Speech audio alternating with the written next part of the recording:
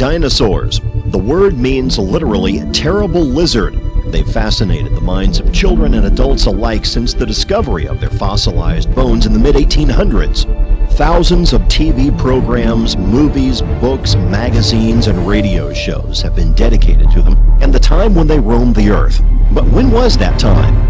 Starting with Charles Lyell in the late 1700s came the idea that the layers of rock and sediment we see around the world took millions of years to form. This ultimately led to the theory that the dinosaurs lived 65 million years ago and in some strange catastrophe were wiped from the face of the earth, never to be seen by man. Today, the idea that dinosaurs and man were separated by 65 million years is accepted as fact, with little question by most people. But is it true that man has never seen a living dinosaur? What does the fossil record say? Does the fossil record give us evidence of man and dinosaur living contemporaneously? And if there was such evidence, what would be done with it, and how would today's academia respond? Join us now as we journey on an adventure, digging into the past, exploring the present, and uncovering the truth about dinosaurs, man, and their footprints in stone.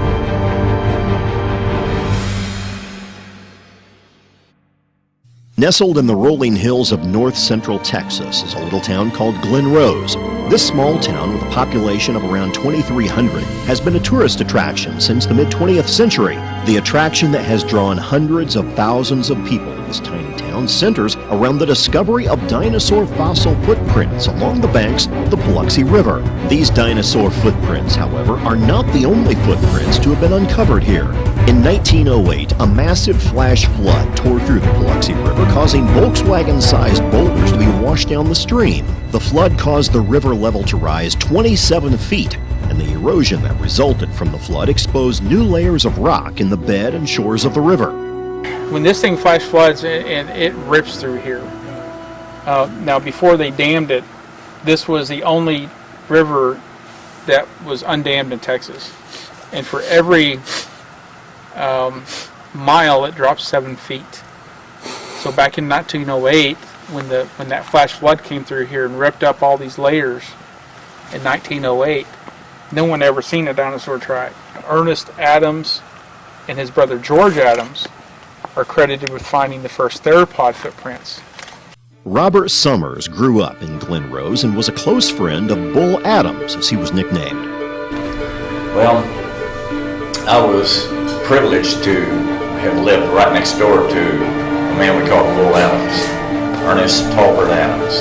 He just was about 100 steps away from my house. And he was such an interesting fellow that he loved talking about Indians, dinosaurs, you just name it, everything a kid likes to hear, and was quite an expert in most of those fields. So what would be your relationship with him and the tracks? Well, probably no relationship between me and him and the tracks, except for the fact that he was the first one that I know about that knew what they were. His brother George had found them during the summer.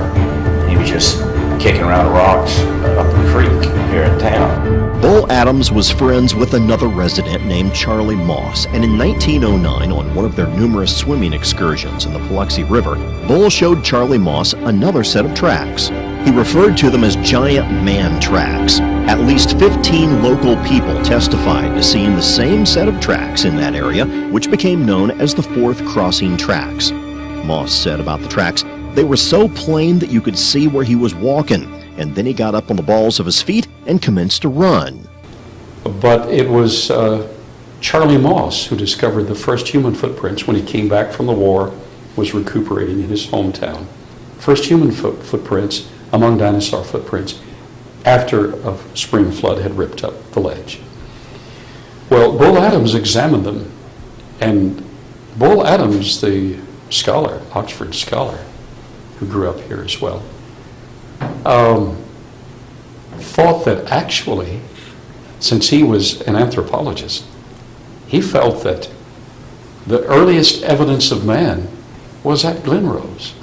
Emmett McFall, another local resident of Glen Rose who owned property adjacent to the Biloxi River, claimed to have first seen the giant man tracks in 1923 when he was 28 years old. What do you remember about your grandfather Emmett and what he found and saw?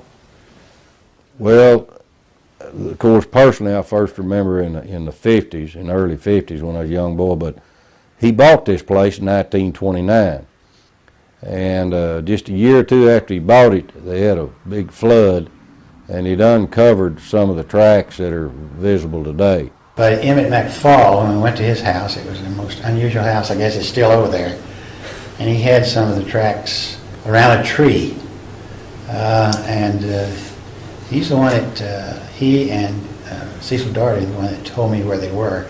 And then I take field trips every year. When the stock market crashed in 1929, the Great Depression hit, and many people did just about anything they could imagine to earn money. Several local residents, like Jim Riles and his wife, took up the side occupation of chiseling dinosaur tracks out of the riverbed and selling them to tourists. During the 30s, he had a man that worked for him that lived here on the place named Jim Riles, and Jim dug out what we call human tracks and dinosaur tracks, and they sold them to different people. To the residents of Glen Rose, Texas, the idea of man and dinosaurs living together was not so strange. Before the 1930s, the theory of evolution had not become widespread throughout the public education system. As a result, the residents in and around Glen Rose thought nothing of these giant human footprints in stone. The amazing thing about it is that I wasn't amazed at the time. And we were looking at these tracks, and I walked over to the side and I said, well, they must have been playing with the kids down here, because here's some boy or man tracks right alongside of them, but I didn't think anything about it. And until much, much later, found out the significance of man tracks with dinosaurs. I didn't have a problem with that. And until I started learning some of the things they were teaching in schools, that man came along a long time after the dinosaurs, supposedly. A very clear and pristine human track was extracted by Riles and then sold to a Dr. Cook in Cleburne, Texas. Well, I guess that was in the 30s, or it might have been in the 40s. He dug out a real good one that he sold to, he was a doctor, an MD over in Cleburne in Johnston County, and it was perfect. I never seen the actual track. My dad and my granddad did, but I seen pictures of it. But it had just perfect 5 toes, arched the foot, healed just like we have today if we was to step in mud, and then the mud would harden, and form. I mean, it was perfect. Thousands of people claim to have seen this track, which was on display on the wall of the Cook Medical Clinic. Unfortunately, upon Dr. Cook's death, it is believed by his son that the track was stolen and is still missing to this day. In the late 1930s, early fossil hunter Roland T. Byrd came to Glen Rose looking for fossils and dinosaur tracks. His initial interest in Glen Rose was sparked by a set of fossilized human footprints he saw on display in a small Arizona trading post. Byrd was quoted as saying this in Natural History magazine, quote, "Yes, they apparently are real enough. Real as the rock could be. The strangest things of their kind I have ever seen. On the surface of each was displayed the near likeness of a human foot, perfect in every detail, but each imprint was 15 inches long." Roland T. Byrd actually etched his name in paleontological history by coming to Glen Rose and directing the excavation of a series of dinosaur footprints in the Biloxi Basin, near the area that is now the state park. The May 1939 Natural History magazine article was the first and last time Byrd mentioned the human tracks in his writings of the Biloxi fossil tracks. A short time later, a geologist named Clifford L. Burdick was inspired by the article and decided to investigate the Glen Rose tracks. Burdick began his search with the human prints he saw in the article taken from the storefront window in 1945 and managed to locate them in a small museum in Arizona. Burdick continued to research and document the tracks throughout his lifetime, and multiple footprints, both dinosaur and human, were found and extracted from the riverbed.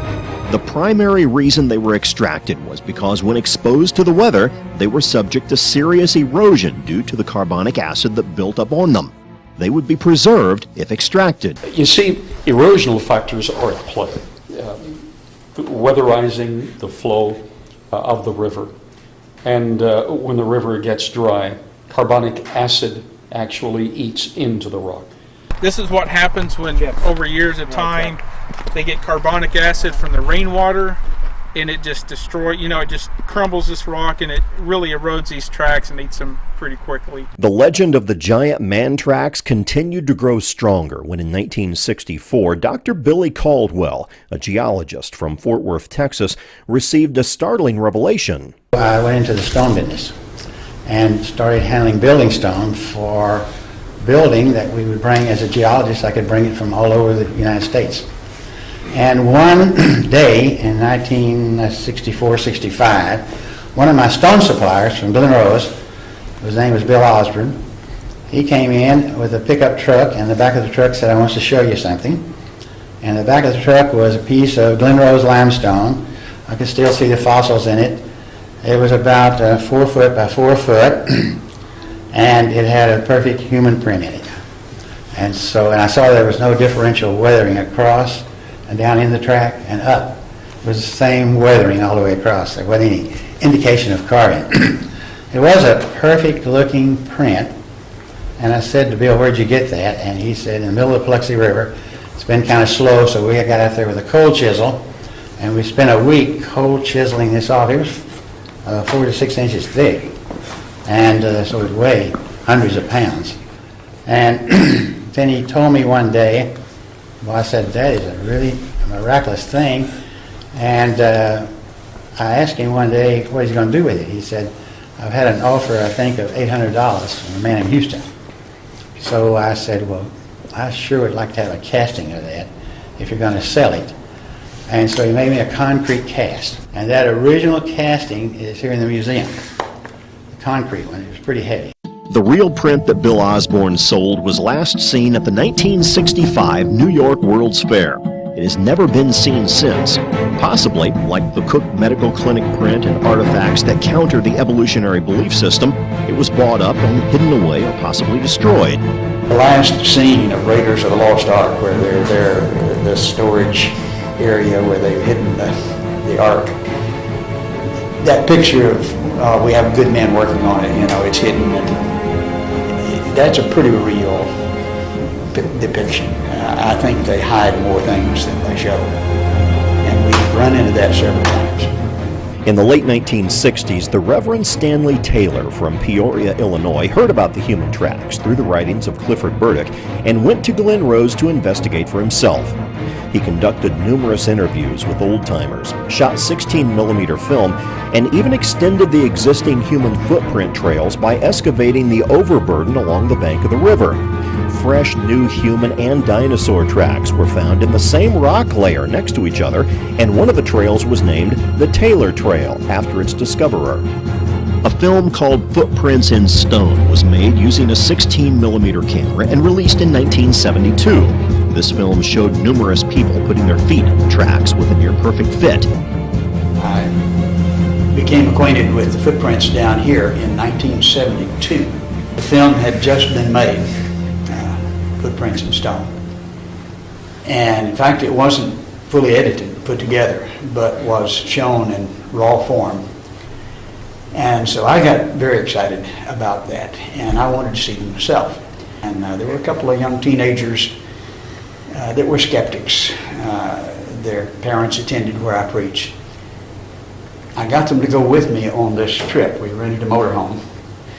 I got to see the footprints, and they got to walk in them and stick their feet in them and feel that they fit.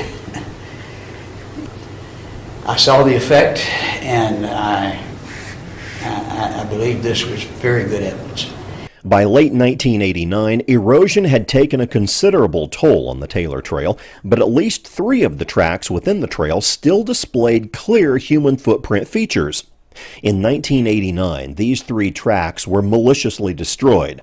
Someone had entered the riverbed and used a metal bar to demolish the remnants of the clearest tracks within the Taylor Trail. Another track researcher was Dr. Cecil N. Doherty, a chiropractor that moved to Glen Rose specifically because of the tracks. He spent 17 years investigating them and photographing them. In 1971, he came out with a book called Valley of the Giants, which gave descriptions, locations, and pictures of the giant human footprints. A friend of mine, Jan Mercer, told me about Dr. Cecil Daugherty, who had found some human tracks in place in situ here. So we contacted him and we came down here and he took us to the tracks. They were perfect. They were over in this area and between McFall and the park here. They were so perfect that it was unbelievable. Sometime I'd bring them down, the water would be real deep and we just had to kind of fill them. Other times the water was real low and we could see them. And there was 2 or 3 perfect tracks there. Carl Baugh came to Glen Rose in 1981 to excavate some of the dinosaur tracks. So I finally came to Glen Rose. I was completing the Master's in Archaeology. I had referred to the possibility that there were human footprints among dinosaur footprints. So my mentor, Dr. Clifford Wilson, said, if you're going to refer to that, I'm assigning you an actual excavation. You'll need to go to Glen Rose and perform an actual excavation. So I got volunteers and did. At that point, I still personally held to the long ages. I accommodated the dinosaurs in the Mesozoic era of the past, and I felt that there was some substantiation to the geologic column. And then I came to Glen Rose, performed the excavation. And to my absolute amazement, after excavating 19 dinosaur footprints, at the end of that slab, as I excavated through the clay, there was not only a dinosaur footprint, but 17.5 inches from the dinosaur footprint, there was a 16-inch human footprint. Now that blew my mind, because my paradigm didn't accept that. In 1984, Dr. Baugh obtained another print from the Paluxy through Clifford Burdick, a geologist from Tucson, Arizona. Clifford Burdick, geologist, actually bought 2 prints way back in probably the 1950s in Arizona. They sectioned it, and the laminations were not all that clear. He kept the other. I was able to get the other from him in the 1980s. It was part of his treasure. I was able to get it from him, to purchase it. That came from Paluxy. It came from the Paluxy. It came from the area on 67 where the bridge crosses 67. And it was excavated there. Okay. As they were building the bridge, cut up for the bridge. The most recent human footprint finding from the Paluxy River was in 2002. A resident of Stephenville, Texas, and amateur fossil hunter Alvis Delk was walking along a tributary of the Paluxy River when he came across a fairly large fossilized rock with a dinosaur footprint in it. The rock was lodged between several other rocks, and after about 45 minutes of work, he was able to get the slab loose. He took it home and stored it with the rest of his other fossil findings that he had accumulated through the years. The rock remained uncleaned and stored in his collection until 2008, when he decided to sell some of his fossils. In preparation for selling the rock fossils, he took a soft brush and started to clean the dust and dirt off the slab when it revealed an amazing discovery. Within the tip of the dinosaur footprint was the outline and shape of a human foot. The rock clearly displayed all 5 toes, instep, and heel partially penetrated by a 3-toed theropod type of dinosaur. Here we have a human footprint, 11.5 inches in length, same length as the O.W. Willett print. This was discovered by Alvis Delk. Human footprint stepping first. Stepping on and intruding into the human footprint is an Acrocanthosaurus dinosaur footprint. Notice some of the mud was consolidated in the human footprint, and the dinosaur actually pushed it up into the human footprint as he moved forward. Spiral CAT scan technology has been applied in 2 certified laboratories and has found that under the human track, around it, under and around the dinosaur track, we have the same compression density. So it is genuine. Another significant footprint that Dr. Baugh obtained in 2010 was the O.W. Willett print, which was carved out of a limestone ledge along the banks of the Paluxy River in the 1950s at a location along the river where the current Dinosaur Valley State Park is located. Willett's family was in possession of the print for 60 years and finally decided to sell it to Dr. Baugh's museum. Retired park rangers have told people that they used to have yellow paint sprayed around the human tracks and would point them out to the public when they came to visit. But after evolution became popular in the 1970s, they were forced to tell the public that there were no human tracks in the park. When we investigated Dinosaur Valley State Park, we were told by the park interpreter that there were no human tracks in the park. You're not going to ask me anything about man tracks? If you do not want us to ask I you do anything not about want man to tracks, talk about man tracks. That's fine. then we will not. Then we won't ask you those questions. Okay. Because there's none in the park. Dinosaur Valley State Park was going to have a grand opening on that weekend, and that there was going to be, dinosaur footprints and, that kind of stuff. And so we decided, let's go check it out. So we go there. There were signs that were pointing to the different tracks, and the different dinosaur tracks and to the human footprints. And the dinosaur tracks on the signs were yellow with black letters. And they said the names of the dinosaurs that made those tracks. On the human footprints, on the big ones, there was a sign that was pointing to one of the big ones, and it said caveman tracks. So I got down, and because that really caught my attention, and I put my hand and started feeling that human track, that big one. And I'd never ever heard of such a thing. And I saw the sign, caveman tracks, and that got my attention. So time went on, a few years.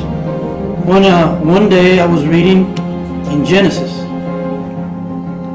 And I read, I think it's in Genesis chapter 6, where the Bible says that right before the flood that there was giants on earth. And right when I read that, it was like a slide, like a picture in my head. I remember that footprint that I had seen about 12 years before that. There at Dinosaur Valley State Park. And I told my wife, I got up and I told my wife, it says here that there used to be giants on the earth. We got to go in the car. We got to go. I got to show you these. So we made a beeline for the state park. 12 years had passed since the time that I'd been there with my buddies. And we went, my wife and I, and went down there and we looked and looked and looked. Couldn't find any human footprints anywhere. So go back into the office or there, the area where, the rangers and all the people that work for the park were sitting behind their desks and stuff, and I'll go up to the counter. I said, what happened to those caveman tracks that y'all used to have out here? And they all looked at me and they didn't say anything. I said, what happened to the human footprints and the caveman tracks that you used to have here? And someone spoke up and said, we never had anything like that out here. I said, oh yes you did, back in 1972. I saw them and my buddy saw them. No, we've never had anything like that.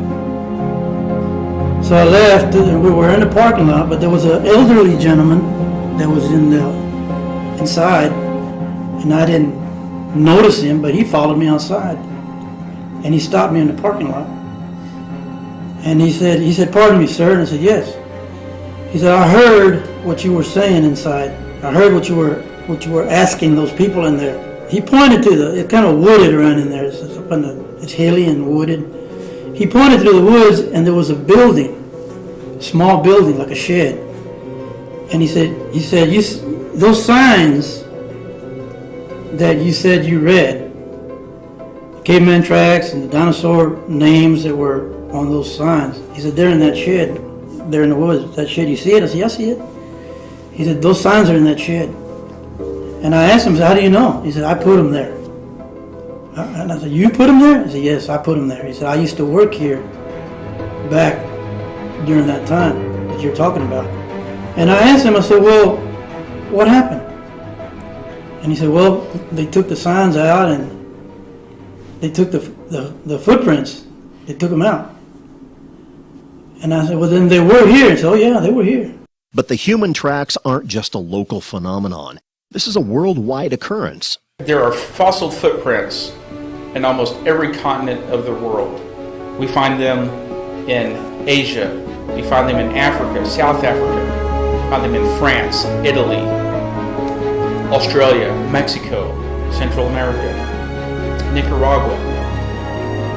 Some of the footprints here locally are in Glen Rose. We also find them in Tennessee and in Kentucky, in Oklahoma, in Utah, in Arizona, in Colorado. And so this isn't really isolated to Glen Rose. These fossil footprints can be found on a global scale in many different parts of the world. There are two more sites in Texas, down near Sonora, Texas. There's a site where there are 5 in a right-left pattern. They were discovered in the 30s. A&M came down and studied them and documented them and photographed. I have their photographs. They're much more spectacular now, but they're still plain. 2 or 3 of them are just spectacular. In Cretaceous limestone. That's down at the southern extreme of the state. On the northern extreme, up in the Panhandle, you have another track that was there displayed in the courthouse of Stinnett, Texas, and it was there on display for years. It caused so much controversy that the fellow that owned it actually removed it, and it's in his home now. But there were actually initially 9 tracks, and in '52 they were in the newspaper. And we have the newspaper articles of these 9 tracks. Well, one of them has survived. We've learned the location of at least one other. Another amazing track that was found in New Mexico can be seen here. We had a mining permit at the time. We had a permit to be there and a permit to excavate. But you have to pass through about 5 different ranches in order to get to the spot. And the fellow that owned the ranch adjacent to the property, I mean, this was BLM property, the Bureau of Land Management, was not his, but he thought it was his. And we had the paper, the permit. He had a shotgun. And the shotgun trumps the paper every time. We had to leave. But we did get it well documented with cast and photographs, stereo photographs. We did not get the track. In 1968, amateur fossil collector William J. Meister discovered the fossil of a human footprint. When Meister first found the print, he took it to a geologist to examine it. The geologist offered him $250,000 for the print.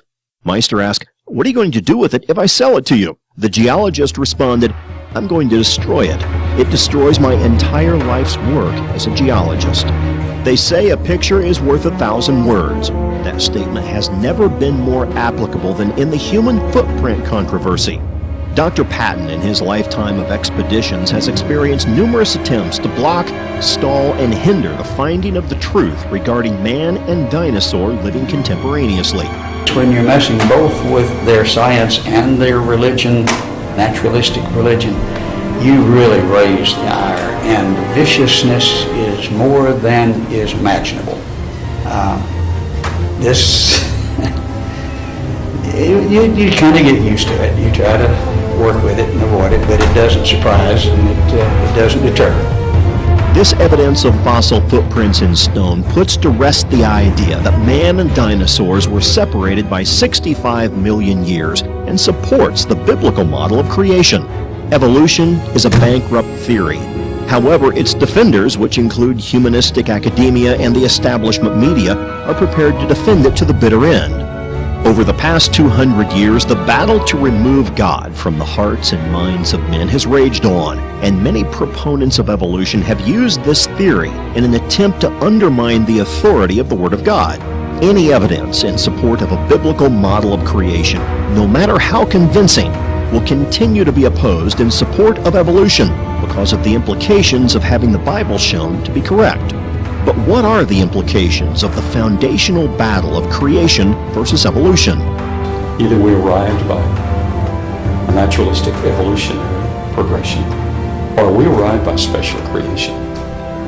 In every major university around the world, in the philosophy department, the four great questions of life are taught, or they're asked. They're never answered. Those four great questions are, who am I? Where did I come from? What's my purpose here, and where am I going? Who am I if evolution is true? Nobody. Where did I come from? Came from a rock. What's my purpose? I'm fertilizer for the future. Where am I going? Nowhere. If evolution is true, this is it. But some creationists hold to evolution and say, well, this is how God did it.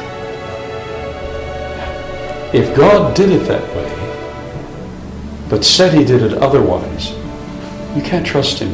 You're not going anywhere. If evolution is true. And leading evolutionists have admitted, laughingly, some of you hold to evolution and you think you're being academic. They're incompatible.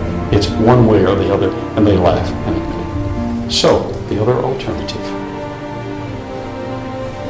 What if creation is true? If creation is true, who am I?